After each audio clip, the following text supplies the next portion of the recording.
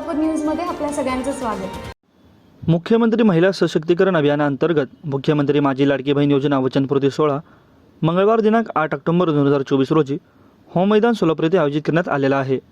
या सोहळ्यासाठी सोलापूर जिल्ह्यातील जास्तीत जास्त महिला लाभार्थी उपस्थित राहावेत यासाठी 300 ते 400 पेक्षा अधिक बसेसची व्यवस्था करण्यात आली आहे।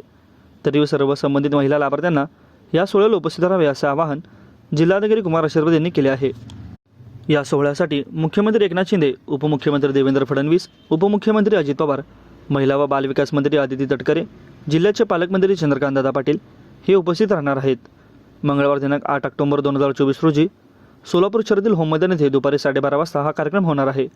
तरी सोलापूर जिल्ह्यातील जास्तीत जास्त महिला लाभार्थ्यांनी या कार्यक्रमासाठी उपस्थित राहावे असे आवाहन करण्यात येत आहे। मुख्यमंत्री माझी लाडकी बहीण योजना वचनपूर्ती सोहळ्याच्या तयारीची पाहणी केली असता येथे 40,000 महिला लाभार्थी बसू शकतील असा सभामंडप तयार करण्यात आला आहे।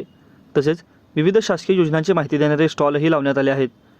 या सभामंडपात तयार करण्यात येत आहेत। तसेच विविध शासकीय योजनांची माहिती देणारे देखील स्टॉल आहेत। तसेच कामाची प्रत्यक्ष पाहणी तसेच आवश्यक सूचना यावेळी संबंधित शासकीय यंत्रणा व गुत्तेदार देखील यांना दिल्या आहेत।